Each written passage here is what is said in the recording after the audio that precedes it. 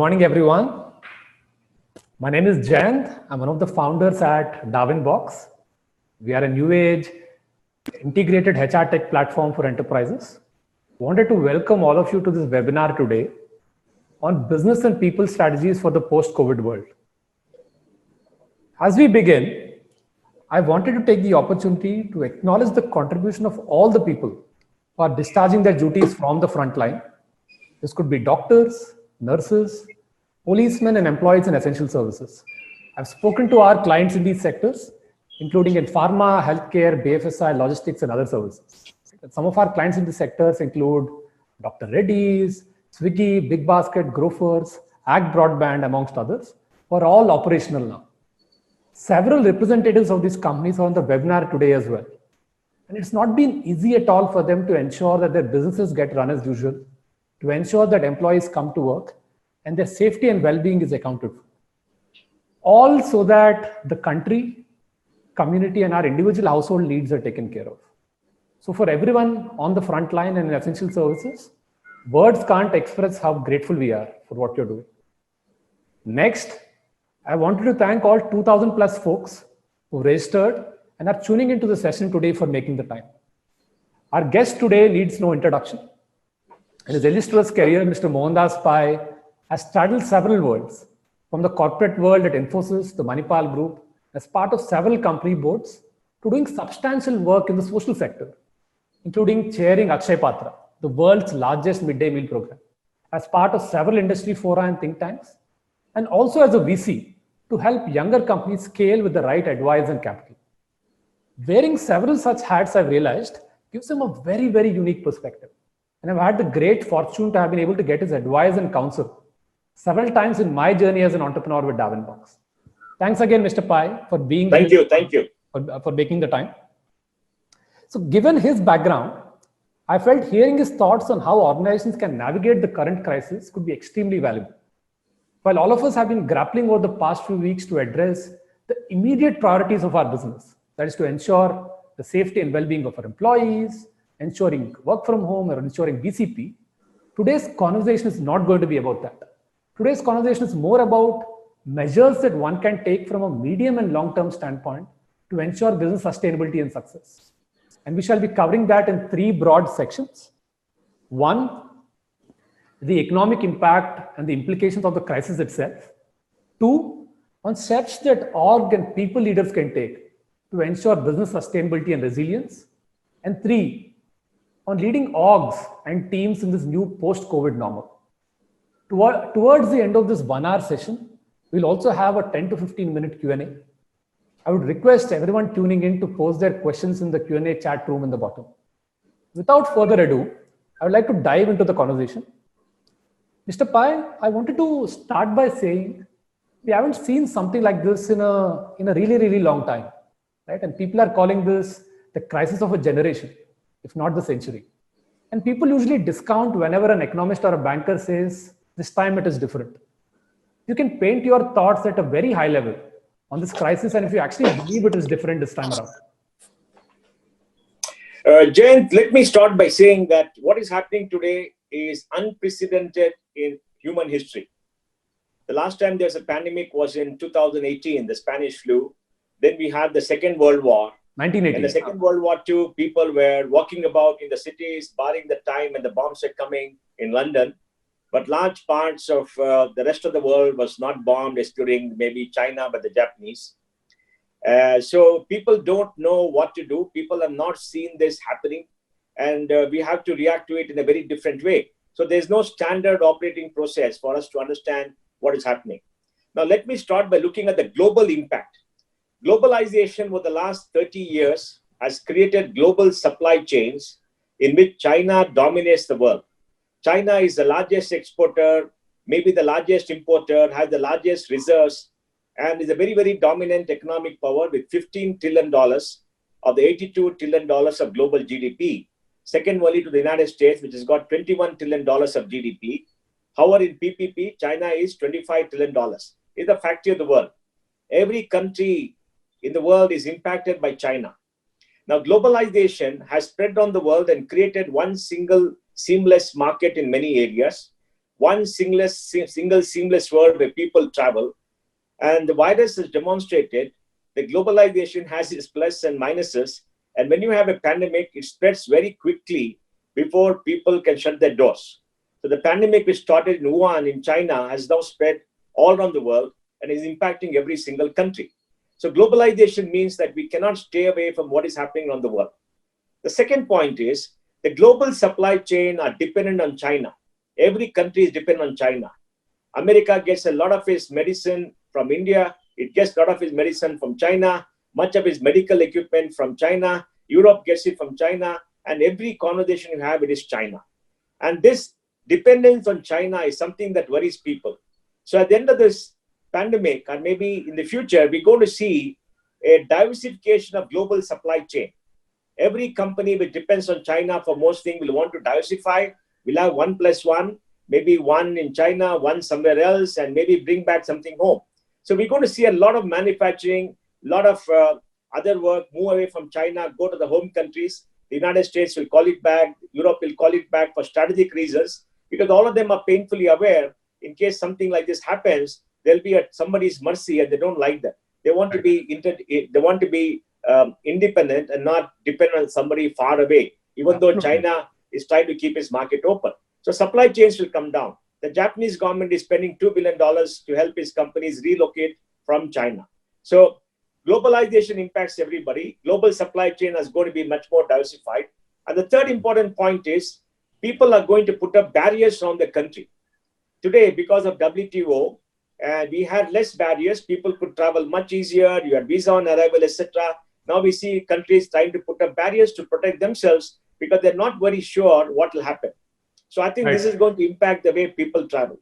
The fourth important thing is all around the world, people's habits have changed. When you're locked down for 30 days, you operate in a very, very different manner.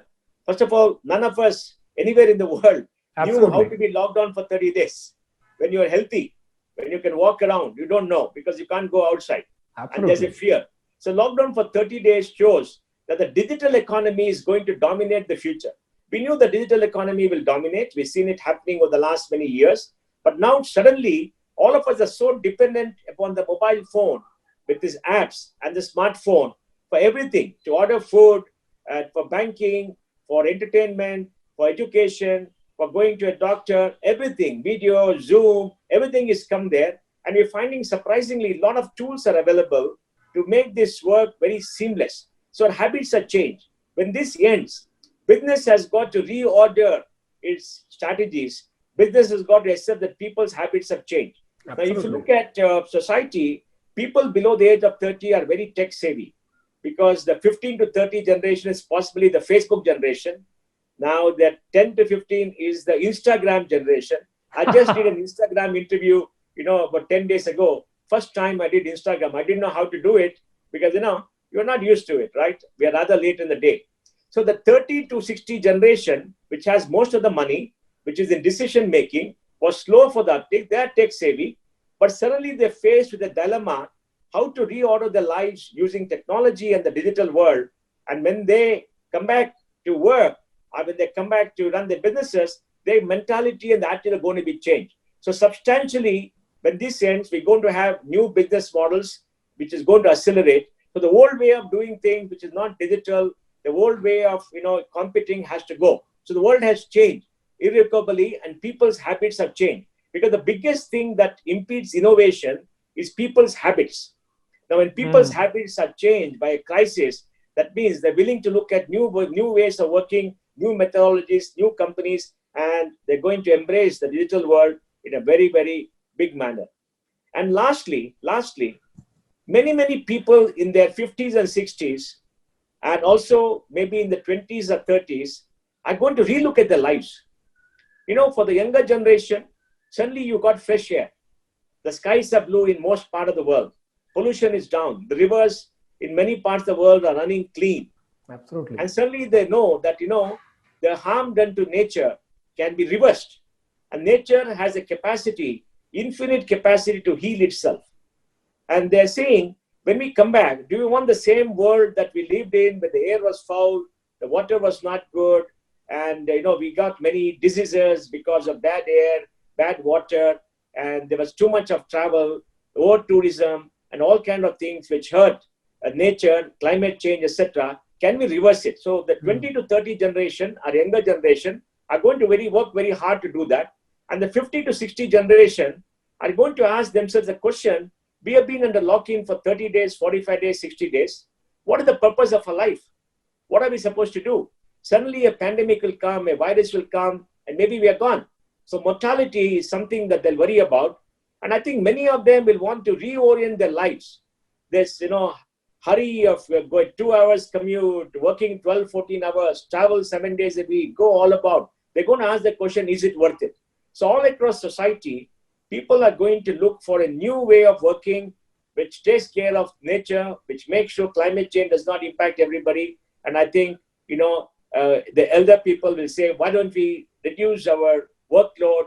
Why don't we hand it over to much younger people? There could be a passing of leadership to an younger generation. And the passing of leadership in a big way to younger generation could happen because of many reasons, especially this introspection that people are doing about their life and what needs to be done. Politically, I think all leaders from the world will look at the weaknesses of their economies, weakness society, and see what has to be done. This has hurt global economies. In the UK, Rishi Sunak, the Chancellor, has come out with a 360 billion pounds a bailout or a extra stimulus. The US has got a $2 trillion stimulus. Italy is in deep trouble, not able to borrow. The Germans are going strong. Whole of Europe is in economic trouble. Japan has come with a very large stimulus. They don't know what to do because the economy is not growing. China has always been on a stimulus for a long period of time. They're not impacted. India needs to come with the stimulus. So all around the world, when this ends, the economic conditions for most of them are going to be very difficult because they will have a lot of zombie firms. They've been pumping liquidity and money into the market, and many of the companies cannot compete. So they will have to look for a soft landing. So interest rates globally may remain low. There will be surplus liquidity, a lot of capital sloshing around, and a lot of this excess capital being pumped into the economies by deficit financing by all these countries. What we call QE, quantitative easing, in earlier parlance, may become capital to go to various countries to accelerate innovation. So the pace of innovation will accelerate, and value has to be seen in economies which can grow. The IMF says that the world growth next year could be negative. I mean, I've not heard of a negative term ever in all my life. They say it could be negative. Even in 2008, the financial crisis, I don't think it was negative, but now it will be negative for the first time possibly. And they're having huge bailouts, and they don't know how to come out of it. So we're going to see a very different world, different capital flows. Now, what does it mean for us in India? What does it mean for businesses in India? Now, all the things that happen on the world will happen to us, it's happening to us, and will impact us. First of all, this break is unprecedented. And I'm sure all companies are using this break to do two things. One, look at how they're going to run their businesses in future. Because they have to worry about the future. When the lockdown lifts, many companies may not rise because many of them may not have the liquidity of the money. Everything is frozen. The AR is not being collected. The AP is not being paid. And when they start, they've got no liquidity, no money. So we don't know. So everybody is uncertain. And for the next 6 to 9 months, the economy may take off slowly. Growth may be very slow. And this entire year, our GDP may be negative or maybe grow 1.5%. Because if you look at the composition of Indian GDP, agriculture is about 17%. It will grow. The harvest is very good. Industry is 25%. And there it could be negative because manufacturing is down, car sales are down, construction is down. It will take time to pick up. And services are about 62%. And there we have a problem because, in services, most people are logged in, most people are gone. The aviation business, the hospitality business, the event management business, many of the tourism, etc., will take time to recover because people may not travel. All that requires travel, all that requires to go on. So we may have a bad economic year, and everybody's looking forward how to compete, what has to be done, how to reconfigure. Second, they're looking at their internal processes to make sure that they become more productive. So the future is going to belong to companies who are going to be more productive, more digital, more tech savvy, more flexible, and able to react very fast, and which can take fast decisions. In a fast moving world, you know very well, Jane, that people who take fast decisions, people who can push the envelope are the ones who will succeed. And many large companies have decision-making hierarchies which impede decision-making and innovation. when the pace of innovation changes, things are going to change. So many people are going to do that. Second, they're going to relook at their workforce. Right now, most of them are staying at home. They're getting the compensation, which is very good. And I think it's important for people to keep the people together at a time of crisis. This is not only a medical crisis, it's a humanitarian crisis, it's an economic crisis. Absolutely. And this will enable us to stand up for our people and make sure we support each other. So people will be there. But tomorrow when they open up, they're going to relook at the workforce. I'll talk about it later. Relook at the workforce and see how to make them productive, what has to be done. And the third thing for businesses, the entire hierarchy structure will be relooked. Because today there's a hierarchy, there are a lot of people who are getting very good compensation, their fixed costs are very, very high. The pyramid will be rationalized. The pyramid will be rationalized. Yeah, and liquidity is very low. I read a report which says for most companies, including MSMEs and larger companies, 25% of them have cash only to last 1 month, 25% more 3 months, another 25% 6 months. So the 75% are the people who could be in trouble. So they have to reconfigure their economic model. Their fixed costs have to be brought down. Their variable costs have to increase. Flexibility has to be brought down. Management has to be relayered, etc. And the last point which they have to look at is to make sure that their business model, what is the business model? They have to be global. You know, they have to be global. Even though much of the supply chain may change, many other companies may want to take back home, it means that in the home market, there's going to be more intense competition. And globally, too, the competition is going to intensify. Because if everybody tries to be efficient, bring down the fixed costs, automates manufacturing, then manufacturing can be anywhere. For example, at Havels, they got a fully automated robotic plant, which is as cost effective as the Chinese plants manufacturing ACs. They set it up outside Delhi. So it's easy to do so because the capital cost is almost the same. Robotics and IT as base show the costs are the same. The productivity is very high. The quality is superior. And the standardization also is very high. And robots don't get tired. They keep working 24 hours. They don't ask you for an increment. They pay high. Nothing, right? You just have to give them some power and they keep working. They don't complain. So I think there'll be an acceleration of automation. There will be more competition. And we don't know who the winners are. So people have to prepare for that. So this analysis of global impact, the impact on India, and what strategies companies should follow. I think that's brilliant, Mr. Pai. I think thanks for painting that macro global picture and I think breaking it down by India and further by sector. And also talking about how at an individual level, priorities could change. I think that was very insightful. Mr. Pai, next I wanted to also ask you about, you talked about the fact that business models are going to change. Right? And companies will seriously reevaluate. Some companies might exist, some might not. But there are also a lot of companies that have survived the test of time. There are a lot of global ones. You take the JP Morgans, the GEs of the world, a lot of great Indian companies, right? You take the Tatas, the Birlas, the Vadias, all have had a continued operating history of more than 200 years. I hear there's a Japanese company that survived for 1500 years. That's an incredible amount of resilience, right? And I just wanted to ask you, what does it take to build this kind of a resilience? And specifically, what can the HR functions role be in building this? Well, Jane, to build resilience in a company is very important to have the flexibility to change to meet the needs of the time. That means the management should always be on the lookout for change that is going to impact you.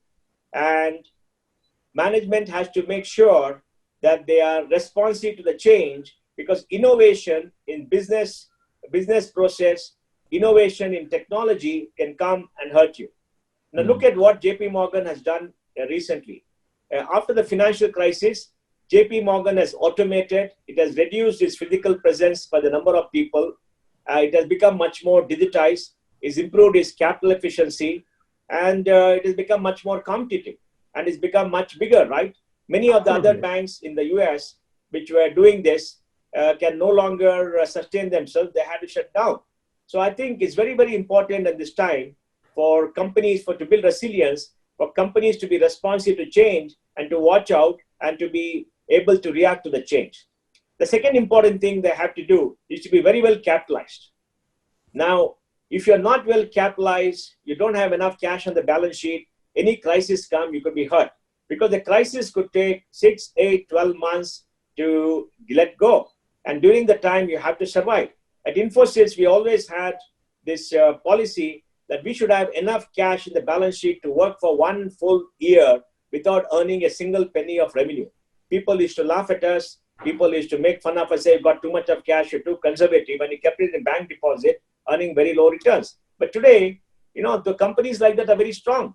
Absolutely. And companies like that should have enough cash. So you've got to build an economic model where you have surpluses, the surpluses are retained, you don't have too much of debt that you have to service, or if you have debt, the debt is very, very long term and not short term. So you don't have the pressure to pay back everything in the short term. So you need to reconfigure yourself financially. And the third important thing you got to do is to make sure that the people that you have an average workforce which is reasonably young. Because the reason is very clear. The biggest impediment for change is the set habits of people. If you have a workforce which is average 45, 50 years, 55 years, then what happens? The entire workforce will be resistant to change because people become comfortable. Change requires energy. Change requires you to change. Change requires you to learn. And that's very difficult as you go along in life. So you're going to have a very flexible workforce. So the workforce has to be much younger, maybe average age between 30, 35. For India, the average age for IT companies is 27, so they're good position. But if you look at companies like an IBM and other companies, average age could be 45, 50, so they're not growing. There's a problem there. And when you have an average age which is very high, the cost per person goes up. Please remember, the average cost per person should not be too high. In many old companies, people do the same job they were doing 20, 30 years ago, but are paying 4 to 5 times for doing the same job. Underemployment. Right? So, the productivity will become very low if you don't make sure that you have a workforce whose average age is lower. And if you have an average age which is lower, you can ask younger people to come and reimagine the way business is and create the flexibility. And the next thing is, you must have lower fixed costs and make sure that you're lean and you participate to contract work, or you create an ecosystem where you've got a lot of partners. And I think these are some of the principles that you build to build resilience into your business model. Yes, but please remember, Jane, that, there may be only one Tata, one other company, 10 companies. There could be thousands of companies. I read an article saying that the mortality for companies for 35 years now is come to 27, 28 years. Absolutely. And in future, in the digital world, mortality may come to 20 years. That means some companies will be there for 30, 40 years. Very few will go up beyond 50 years. You can live and die within the same decade then, sometimes. Well, yes. I mean, it's happening in the startup industry. When this thing gets over, many of the startups don't have money, who've blown up money in anticipation of another round of valuation, are going to be tough challenges because for the next 12 months, capital for them could be very difficult and valuation could be lower. And people are not going to give you absurd valuation just because, they're in a hurry to invest. They're going to ask questions. So you've got to be very careful. See, for all businesses, the most important thing is to have good people, flexibility, and got cash on the balance sheet. Cash is like blood in the body. If you do not have enough blood in the body, you're not going to survive. Got that. In fact, and Mr. Pai, that point you made about change and adapting, right? I think it's plastered behind me on the wall. There's a quote by Charles Darwin. It says that it's not the strongest of the species that survive, not the most intelligent. It is the one that is the most responsive to change. Yeah. Because you see, Jane, we must not forget in the digital world, change will be faster. Right. The innovation cycle, which are 36 months, has now come to 18 months. Now, with the spread of, the mobile with the smart apps and smartphones, you could reach millions and millions of people in a very short period of time, which was difficult. Earlier, the physical boundaries, the physical constraints were immense. So you had to expend a lot of energy. Now, in the digital world, the network is important. The network dominates. And through the network, you can reach a lot of people. And you can make sure that you can, within maybe 5 months, 6 months, 1 year, you can expand your market, which will not give enough time for others to respond. Absolutely. In fact, Mr. Pai, moving on to the next one, you know that I'm a fairly optimistic person by nature. But one thing that we've done over the past few weeks, and that you already touched upon briefly as well, and guided by you and maybe some of our other investors, is also planning for the worst.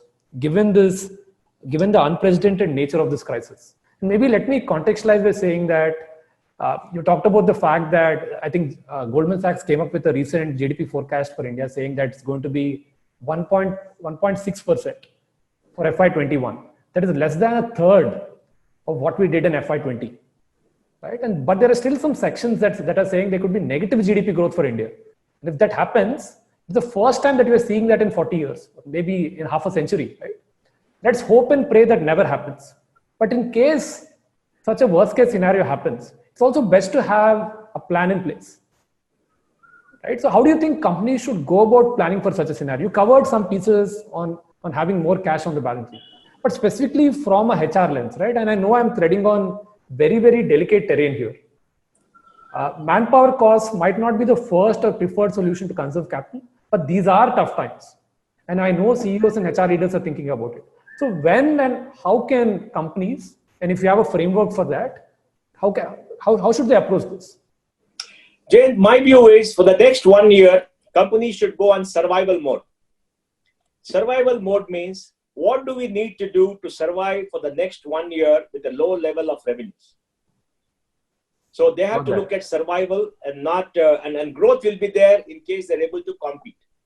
So survival also means that when everything becomes negative, you're still positive, but you got to go on survival mode. That means you got to deeply cut your fixed cost because you got a limited amount of cash unless you raise further capital. And the cash has to be stretched down to maybe 12 months, 18 months, 24 months. So you have to cut down. Now to reduce the fixed amount. At least 18 to 24 months, Mr. Pai, is that? I think 18 to 24 months are essential to be safer. But if you have maybe 12 to 15 months, that is okay. If you have cash for only 6 months, you are in trouble. Let me say this emphatically. Because the reason is the economy will be slow to take off. Things are not going to come to normal. Because people are not going to spend that much of money. The velocity of circulation of money has come down. Liquidity is improving, but banks are not going to give you easy money. They're scared of losing the money. And when you see all this, people are going to ask you to cut prices. People may go and try to, because you want more business, they will try to hit you because, business is just not there. So people are going to be very careful about saying yes or no to business. So I think the next 6 months, 12 months, one has to be very careful, assume that things will not work. And for that purpose, be in survival mode where you cut deeply into fixed costs. Now, for most companies, fixed costs in services are people. In manufacturing, value added is 25%. In services, value added is 75%. Out of 75%, maybe 50% is people. So you got to look at people. And for that, it's very important to have an effective communication strategy to keep people together. I'm assuming first you keep people together. So you got to communicate to your people the state of the economy, the strategies that you're going to try, and what you're going to do, and why it's necessary for everybody to be together. Second thing, what you got to do is you got to talk to people that the future only is available to them in case they're productive. They got to do 2 to 3 times the work they did in the past, and they got to work very differently, and they got to be much more disciplined. Third is that I think 25 to 30% of people will always work from home. Now, Jayant, one funny thing you'll see is I'm sure you're less stressed because you don't have to commute. 2 hours, 3 hours commuting, going out and coming back, and the office process is very stressful. And most people after 1 or 2 weeks at home have become very de-stressed unless they're stressed about their paycheck coming or the cash in the bank or worry about something else. But they're de-stressed. So 25 to 30% of people will work from home. So the way you work will be changed. Next important thing is the companies have to decide whether they're going to keep everybody together or they're going to cut staff. My personal view is this is the right time to demonstrate to everybody that you're going to be loyal, that you want people to be together, you want to build a team, and everybody should rally to the flag. So for that, to cut your fixed costs, you've got to find out how much each person requires for survival. There's a certain amount of money each person requires to pay the rental, to pay for the school education, to pay for their food, etc. And everybody in that organization should get that. That means senior people should take deep pay cuts or make the pay much more variable. So there has to be greater variability of pay based upon performance, and senior people have to take deep pay cuts for a year at least with the assurance that this pay can come back to them in the form of stock options at a particular value so they don't lose out economically. but they have to lead by example and get into survival mode. That means they will not be able to make a lot of savings, but they are going to cut deeply to make sure they can have a good, decent existence, but not a very, very luxurious existence that many people have. So I think that's important to keep people together. Next is new ways of working. How do you stop traveling too much? How do you make sure it's technology for meetings? How do you sell better? How do you communicate to people better? I think that has to be done. So overall, I think for most companies now in the next 6 to 12 months, you have to bring down your fixed costs. You got to elongate your cash in your balance sheet. You got to make sure you last for 18 to 24 months, at least 9 to 15 months. And then overall, communicate with people, work together as a team, keep the morale up, and try to boost productivity. Now, if you're able to do all this, in 6 months, and maybe in 5 to 6 months, you'll see a remarkable transformation in the organization. Because everybody will be attuned to be a new way of working, where they'll be much more productive, very self-motivated, and focused on results, and they will see results. Because the competition externally may come down, competitive pricing competition may intensify because the business could be limited, but the number of players in the market could come down, and the perverse behavior many people had earlier of trying to gain market share at any cost may come down, and people may be more discerning in taking right decisions for themselves, in which case merit always wins. And if you're productive, you've got a good product, and you're competitive, you're able to provide superior customer service and stand by your customers, then you have a good chance of doing much, much better. So I think the 12 months, take all these precautions and tighten your belts, work together as a team, and keep going, and tell everybody that, the sun is going to rise in the morning and set in the evening. Things are going to be better. This is a period of time in your life, which is learning, with belt tightening, and the future will be very bright if you get out of it in good stead. Got that, Mr. Pai. And again, I know you have strong points of view on this one. Is there anything you feel the government can do or should do in terms of legislation that can help companies and employees during this time? See, I think we have to take it step by step what the government can do. The government's priority, first of all, should be to the poorest of the poor. We have estimated in one of our articles that 65 crore people of the 137 crore people require help. That means they're daily wage earners, they don't have enough skill, they require income support because there is no income. So government should have a DBT program. They're doing it in some way. 20 crore women have got 500 rupees a month, which is not enough. They need to have food rations with them. They're giving them a gas connection free of cost for 3 months. But I think this set of people are the first priority, because for them, it is survival at the basic level. Food, they need to have food, take care of the family, health, etc. I think government's priority should be for that. The second priority should be for businesses and others. There, they must focus on the smaller companies. Because like I said, smaller companies don't have the ability to pay wages and keep people together because their financial position is not very strong. Most of them are marginal at best. And for them, what the government can do is make sure all the tax refunds are given. Because it doesn't cost the government anything. It's the people's money. IT refunds, their GST refunds, etc. Then give money to the state governments, that 14% GST with the promise which are not given, so that 1 lakh crore can come into the market. The next thing the government can do is make sure all the payments due from the government for contractors, for building infrastructure, for railway contractors, for supplies made to government, for everybody else, consultants, whatever money is due from government, pay it. Because that money belongs to others, pay it out, push it out. It may, the government accounts on a cash basis, it will impact them, but they have to do that. And the next thing they must do is, what do they do to get direct support? Now, for direct support, the most important thing for companies is liquidity. It's not solvency as much as liquidity. Got that. Because liquidity means they need money to start rotation, to start the cash flows going. Because when they go back to operation, the AR is not going to come. And unless you pay for the AP, they're not going to give you supplies. Because everything is jammed. Everything is stuck. So they need to have working capital increase. And I think the SBI chairman has said they will increase working capital by 10%. We need at least 20-25%. And the banks are not going to give. So the government has to come out with a credit guarantee scheme where they probably guarantee the first 10% loss. Put aside 50,000 crores. So 5 lakhs crores can be lent. Because why should banks lend and lose money? I mean, banks are not charitable institution. Because tomorrow they lose money, they won't have capital, everybody will go after them. So the government has to come to help. And that's why if you look at the United States and the UK has come with 330 billion of loans, guaranteed loans for MSMEs. apart from income support. And the US has come with some $500 billion of loans for small businesses, less than 500 people. They're giving them loans for 25, 30 years. They're giving them loans to meet payroll. And in case to keep people till January, it's going to be a grant. So many things are there just to keep people employed. So liquidity is very important. And then lastly, some kind of an income support. And the income support has to be given to smaller players. That's the most difficult because government as it is built today in Delhi does not think that the middle class and the lower middle class industry requires income support. Somehow the thinking is very different.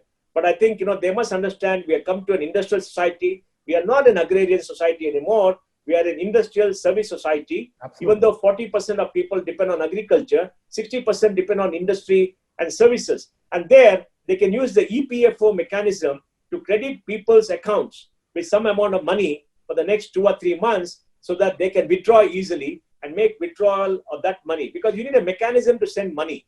Now, DBT is there for the poor, for people who are below the poverty line because it's been done. But for people who are employed, they have the EPFO account, the ESI account, that can be used to give credit. And they can be asked to withdraw the money, or they can get employers and through the employers give some kind of income support to people to keep people together, particularly for the MSMEs. For the larger companies, the only way it will work is to give them more credit so that, they have the credit, they can start the rotation and go. And for the larger companies, government should make payments. There's a report in the Mint newspaper that the government owes about 5 lakh crores in business for money is not paid for services and goods delivered. Absolutely. And Mr. Pai, you already talked about the fact that there'll be a lot of new ways of working, right? Company structures could change.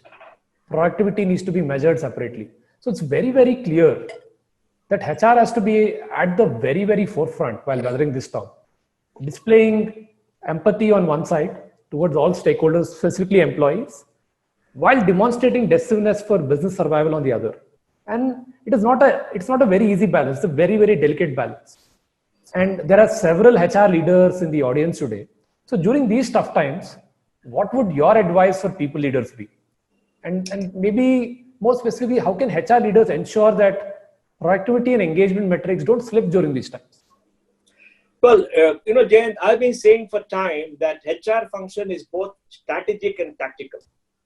Because HR is part of the group of people who define the strategy for every corporation, for every enterprise and every business. Right. Because today, the most valuable resource within any enterprise are the people. Absolutely. Because, capital is available to the best, the environment is available, but innovation, ideas always come out of people. So people are the most important asset. Yes, many people have been saying people are a more important asset. They walk out of the union, they come back union. They've been saying all this time, but they don't mean it. They don't understand it. But I'm telling you that HR is very strategic. So I think the CEO, the COO, the CFO should call the head of HR, sit down together and work out a strategy for the new business or the new environment they're going to have after they come out of this crisis. So they got to do the thinking. So HR has to be strategic, and from the strategy should evolve the plans how to operate. The second thing HR should do is to put in place an effective communication strategy. The most important thing for an enterprise is to communicate to everybody what the business leaders feel about the future, because everybody is worried, what they want to do, what is the role they expect of every single person, and how we should all work together to make the future happen. Because you must take away this kind of a worry, this kind of uncertainty, because uncertainty preys on your mind and hurts productivity. So HR has to have a very effective communication strategy, and HR has to work with the leaders to communicate. One is the strategy, how to reach and communicate. What is the content of the communication? If required, communicate. What is the content of the communication? What has to be done? The third important thing is HR has to work with group leaders, with managers to look at the way business is going to be run in the future, what will be their role and what they have to do, and put in a massive retraining process for everybody else. What kind of new skills are required when you come out of this seclusion? What kind of attitude is required? So this is a time for a lot of training, is a time for a lot of process work, and there's a time for a lot of motivation to be given to everybody through the managers, because the managers are critical, because everybody reports to the manager, and the manager has to work with the staff to come out with everything else. And the next thing that they have to do is to make sure that they look at new ways of working. When you come out, how are you going to work? Is everybody going to come to office? How are you going to work from home? What are the new styles of work? What kind of tools are going to be used to make things more productive and to make sure that people develop the productive capability to rework, to do anything else? Because during this time, your business processes that control your business, that ensure that you reach your goals, have to change dramatically. More technology has to be used. You must use more technology tools to become much more productive. So like I said, you should expect the same workforce to do 3 times the work that they were doing earlier within the same number of hours. That means everybody has to relook at the way they work, how to be productive, how to cut out unnecessary things, and relook at the way they possibly work together. Because, Jayant, in most business enterprises, half the meetings are necessary. Right. And in many business enterprises, meetings happen because the senior people have got no work. To fill the day with work, they call for meetings, and meetings take away time for more productive work of the people who are doing the actual productive work, reaching out to customers, making the product and making the technology or whatever it is. So to make people productive and to renew the way that they work. I think so HR has to lead in all these efforts, strategy and communication, then motivating everybody, training people, enabling them to get new skills, and working with the CFO to reconfigure to the business, to reduce the fixed cost, and to communicate the same to people, and to ensure that everybody remains together as one single unit. So I think it's a very, very important responsibility on HR in the lockdown and after. In fact, the last points that you made on technology and digital, Mr. Pai, I think they neatly flow into my next question. So I think one thing, Mr. Pai, that is becoming very, very clear is that this crisis has myriad implications, right? On society, on business, on geopolitics, and even human behavior, like we called out. Is permanently going to change some things as we do them today. You take my own example. I was not so much of a believer in working from home. Until a month ago, we were an organization that was operating out of 7 offices globally. In this new reality, I have to make my peace and reorient myself to the fact that we have 350 employees and consequently 350 individual offices. Right? And everything is virtual now, be it workforce, be it contracting or meetings. The new normal today is that every part of the organization has to be digital. It's no longer an option. So can you talk about some of these larger trends that will persist post-COVID and the role digitalization will or should play going forward? You touched briefly upon it, but if you could elaborate. Well, I think the larger trend will be, in my view, that the gig economy will expand exponentially. Because people are going to ask themselves, to compete in the new world, how should we be as an enterprise? An enterprise has to be flexible. We know that. Enterprise has to be focused on the value that it can add. And what are the value that you can add? Planning for execution and the strategy, the product creation, the deep technology, etc. And everything else can be outsourced or can be done through the gig economy. So if you have a smaller team, you can have better decision-making capacity. And for that, the enterprise will use the gig economy and specialists will come and join from time to time. So I think the gig economy will explode exponentially and expertise will be called into the enterprise as and when required for the limited period of time. For example, Jane, if you require an AI expert to come and work with you for something that you're doing, you may require that expert for only 2 or 3 months. And if you have that expert on your payroll fully, that expert may get bored because if it's very bright, you may say, what am I doing here when I don't have enough work? Absolutely. So you may have to use them for 2 or 3 months and there are enough people available so that, about 25-30% of the workforce could be part of the gig economy. And this is going to explode over time because, everybody requires that kind of expertise, but everybody doesn't need it all the time. The next thing is, do you require a physical location at all? You ask a fundamental question. Do you require a physical location? Maybe you need a physical location. Do you require face-to-face work, interact? Maybe you require face-to-face work because research proves when people are sitting in a group, they ideate, because human beings are social animals, innovation expands, people do many things. At the same time, you have to be in a physical location all the time or at periodic intervals. So I think people are going to relook at the places, make sure that 25, 30, 40% of the work is done outside the office because the office becomes a location where people come once in a while, but not in this location where everybody works. That will reduce your cost, reduce the stress on people and make people more productive. Today, if you have to commute 2 hours, you are tired by the time you come to office.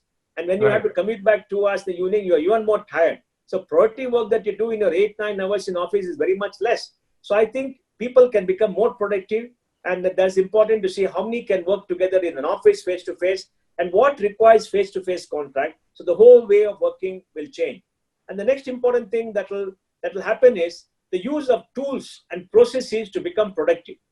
Now, becoming more productive is an imperative for competition. And people have found that when offices are shut, people are working from home, they're able to carry along.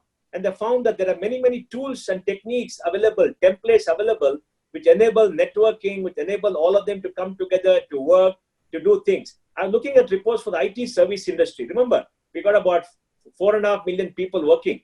Many of them are 80-90% working from home and providing 80-90% efficiency in the services they deliver to the clients overseas. Not that the clients are in office, the clients are also outside. Barring a few things, we require a centralized place for purpose of security, confidentiality, etc. Most things can be done outside. So I think the way people work, the flexible organization, the team building, everything will change. And the next thing is, you may find that you don't require certain people anymore. So you got to see what really works, what is required. So in every organization, there are controllers, people who control other people's behavior. Because all of us think that we are important, we are high up in the hierarchy, so we need to have so many people reporting to us. You really require so many people reporting to you. You really require to have a command structure. Most people have a command structure. It's very difficult for a human being to give up a command structure, because the command structure is an indicator of power, a personal power that you have. So this power structure has to go, because the future will be very different and much more competitive. I think the whole way of working, the whole configuration of work, I think will change. And that will be led by the habits that are there in the consumers. Because you deliver a service or a product to a consumer. The consumer could be an individual, it could be a corporation, it could be the government. And if you look at businesses, they're going to change the way it is. Human behavior at the consumer level has changed. Supply chain networks have changed.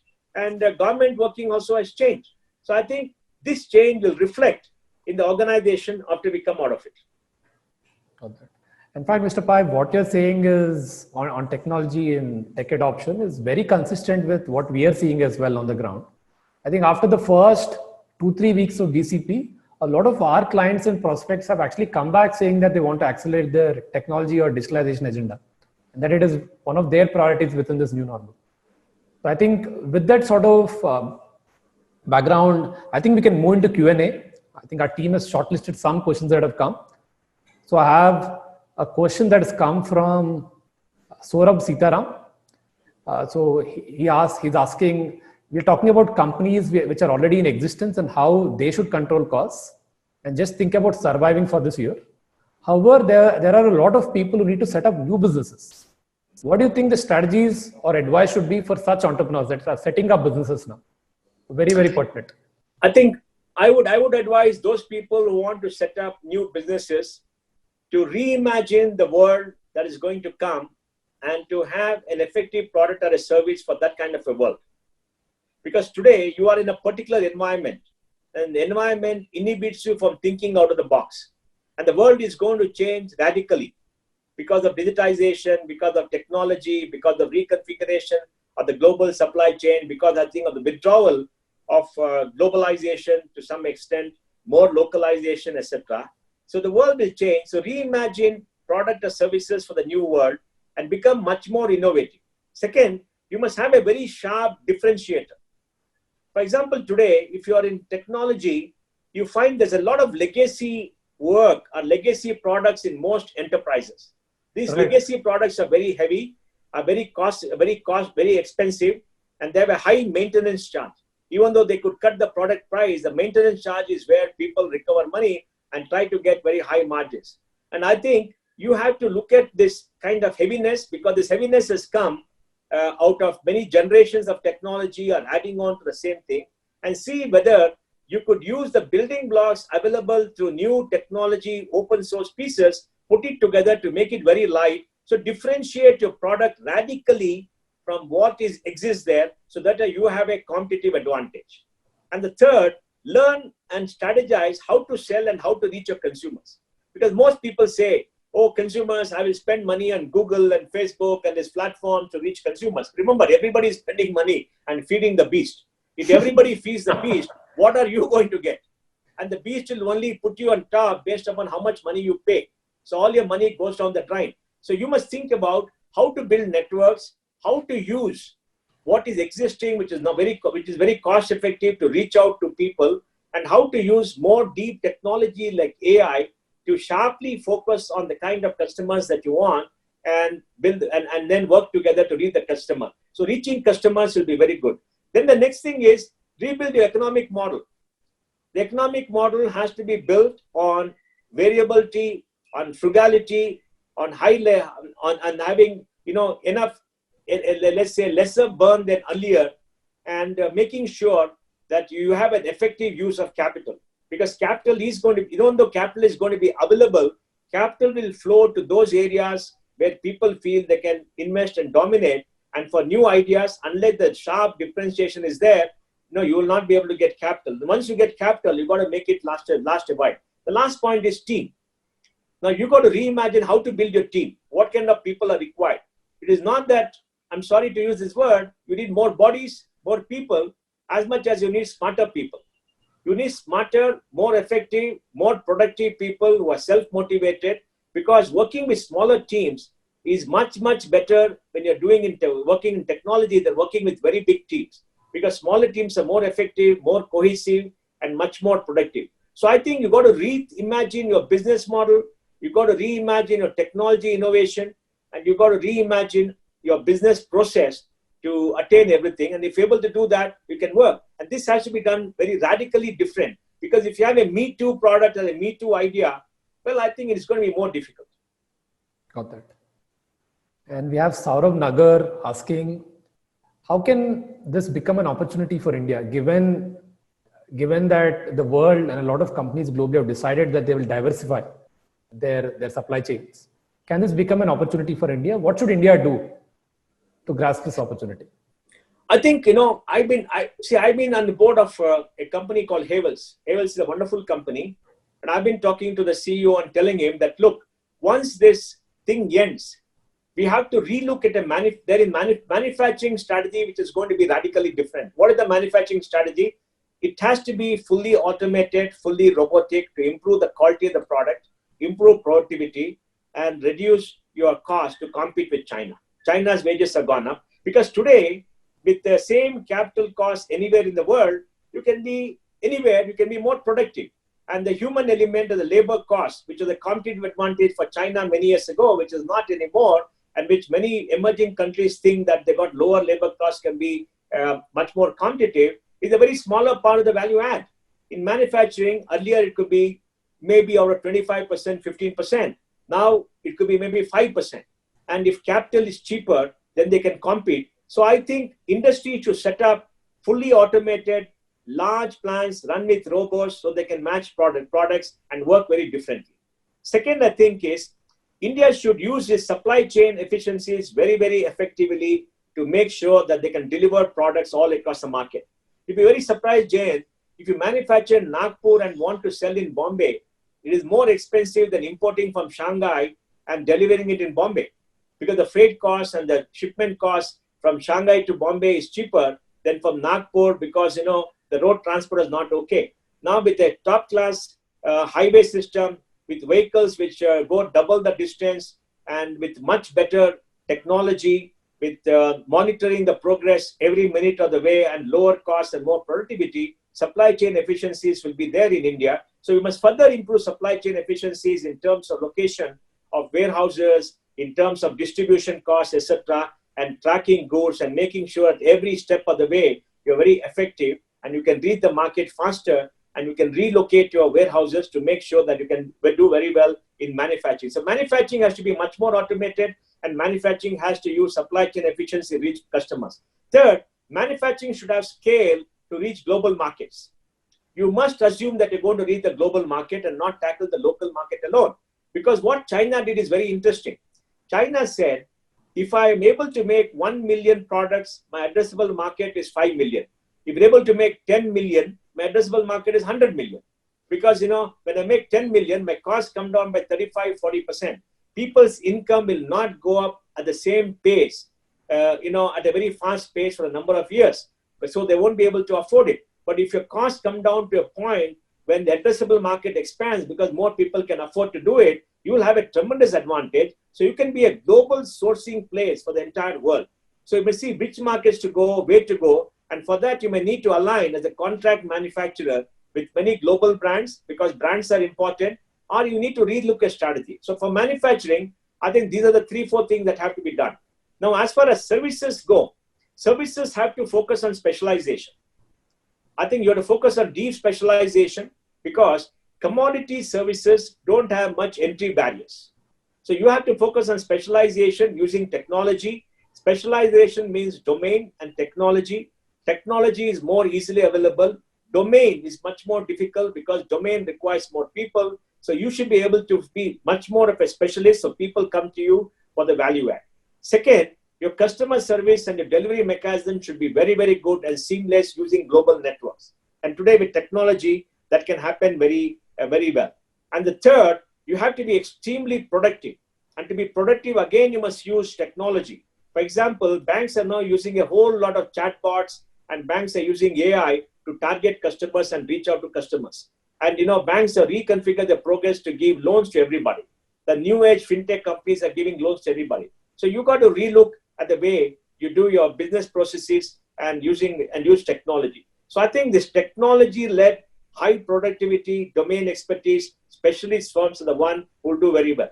Now, as far as generalist firms come who provide a general service to everybody like a contact center or possibly doing a business process, something, they also have to make sure that productivity can improve because, the overall benefit and overall costs have to come down because you'll be very surprised. Large corporations globally are very inefficient in the use of technology, inefficient in the use of process. They have got high fixed costs. And if you're able to provide services to compete against the high fixed costs that the Indian service industry has done, then you will succeed. And you've got to create a very flexible organization which can respond, a flexible cost structure which can allow you to rapidly expand at lower fixed costs. So again, competitiveness, productivity, innovation, and differentiation. Okay. In fact, we've received over 200 questions, Mr. Pai. So we only have time for maybe a couple of more. Okay. I think so. We have Devabrata Mahapratra asking, are there some industries you feel will be leaders post this crisis and why? Are there some industries that are going to be leaders? To me, the top of the mind comes as the healthcare industry.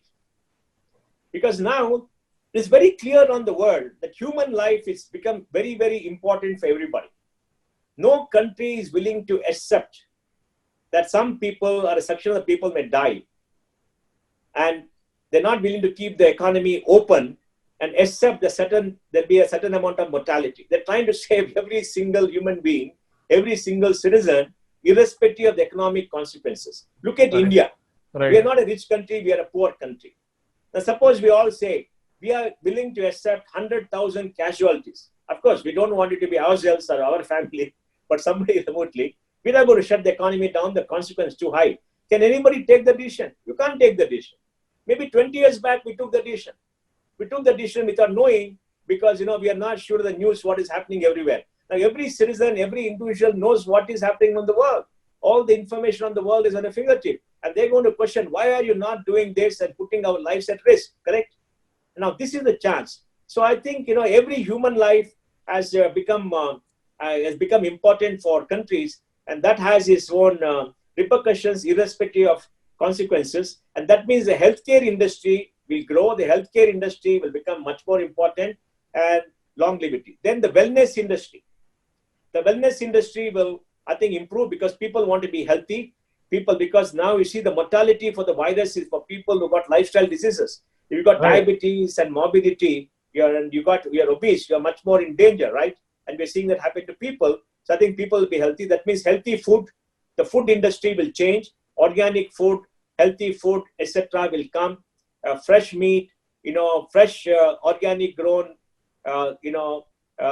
meat and other products will come. And next, entertainment and content. Now people have got used to digital entertainment.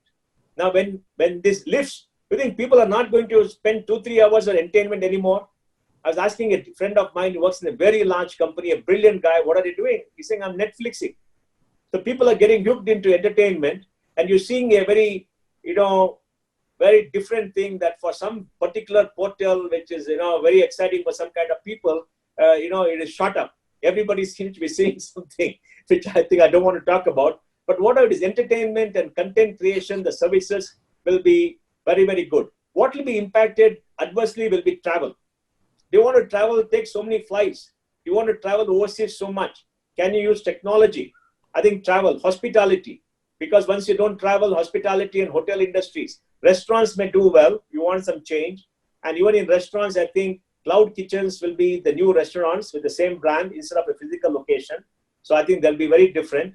And I think so the airline industry and the hospitality industry globally may be impacted. You're seeing global airlines companies cutting capacity. So these are some of the industries which possibly will see a boost in future, because whenever people have discretion, people have a little bit more money, a little bit more time, entertainment, health, and all these kind of things will be consumed much more. Got that. And I have Pradeep asking something that is more tactical. A recent government order says that all manufacturing units have to pay 100% of salary to all workmen.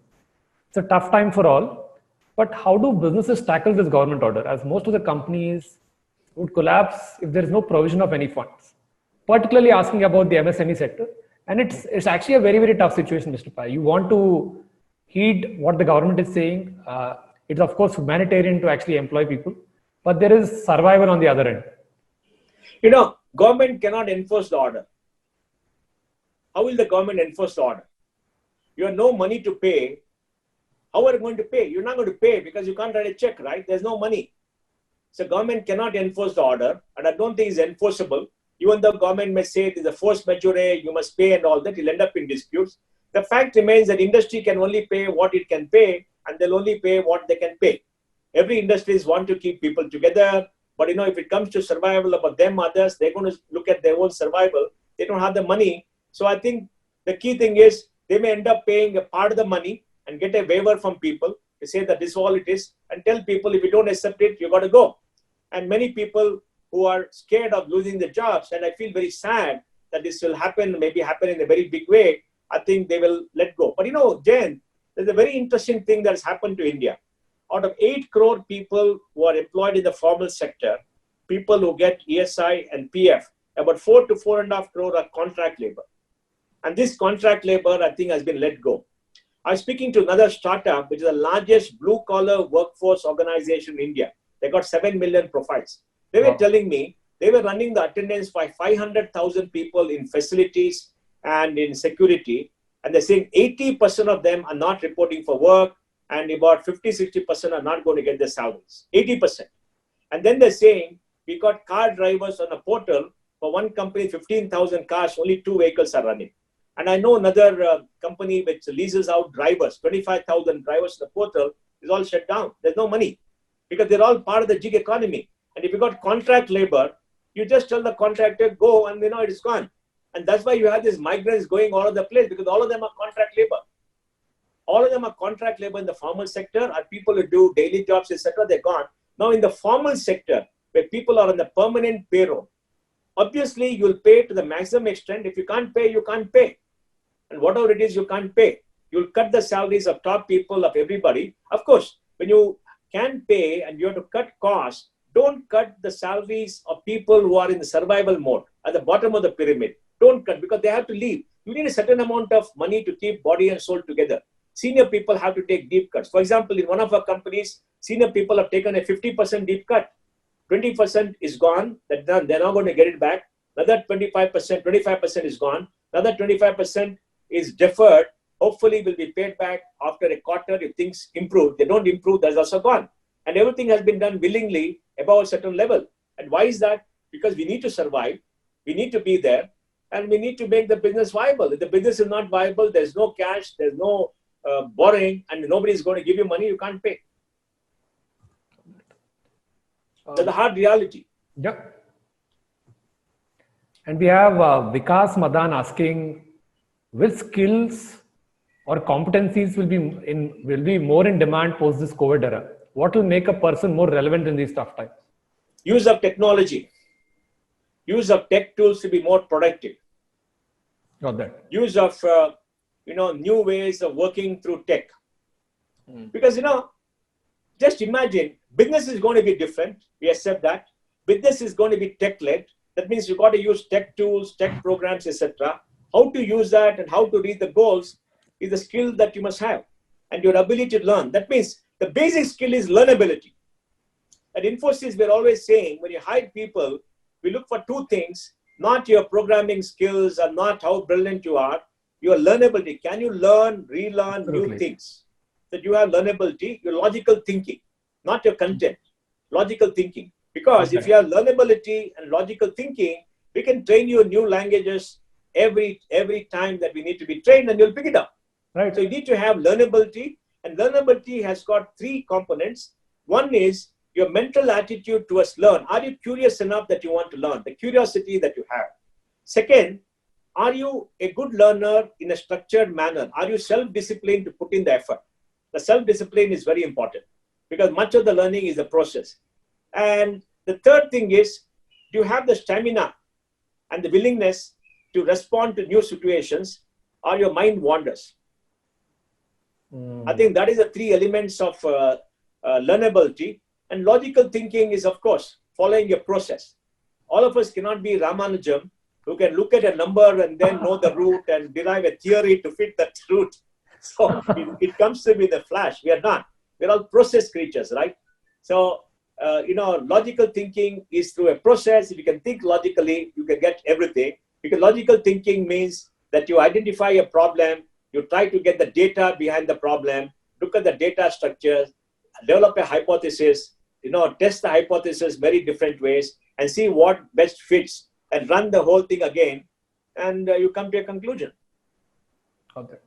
In fact, I think the last question, Mr. Pai, and it is actually heartening to see several questions on the same thread, right? And this is more about optimism, which is people are asking, how can we ensure that this time we use this adversity to turn it into opportunity? How can we as individuals and companies turn this adversity into opportunity? Very optimistic question. I think, look, I'm very optimistic. I've always been optimistic all my life, and I worked for 40 years. And I've been optimistic for a very important reason. Look, I'm staying in a country which can grow for a pretty long time. We are far behind. I'm staying in a country which is very, very young. So there's going to be increased consumption for a long period of time. And I'm staying in a country which has so many brilliant people that always new things, new innovation, new energy is coming up in a big way. So you have to be optimistic in this crisis, because when the crisis ends, the world is changed. Right. The world is going to be different. People's habits are different. Many things are not going to be the same again. And most of us struggled against the old way of working. Most of us struggled against the hierarchy. Most of us struggled against the processes of new people not looking at new technology and looking at new ways of working, because most of us are in the new world. Most of us are in the tech world, the new world. And most of us wanted an opportunity to change. If you're in manufacturing, you wanted more automation. Now, automation is the only way to survive. Otherwise, you're gone, right? So when it comes to survival, people will change. When you're in marketing, you wanted to sell new technology and people are not buying because I'm comfortable. Now you can tell him it doesn't work. Look, in this lockdown, what really worked was digitization, new tools, etc. And that's the way it is going to work. So I think when the world changes, you are at the heart of the change. You're fully equipped for the change, because hopefully during this time, you have improved yourself, you have learned more, you use tools and techniques. So you've got reasonable cause to be optimistic. And I'm sure most of the people on this call are very young. Right? You've got a long life ahead of you, and the world is digital, and you're a digital native. It plays to your strength. Fantastic. On that nice note, Mr. Pai, I have to say that, like the quarterly reviews that I do with you, they could be intense, but I've always come out of those interactions really, really energized. These times and these topics are not the most sunny ones, but I can definitely say that I've come out of the webinar more positive and definitely more optimistic. So thanks again, Mr. Pai. Thank you. There'll be a recorded version of the webinar that will be shared with all the registered participants. And hopefully there can be a part 2 very, very soon.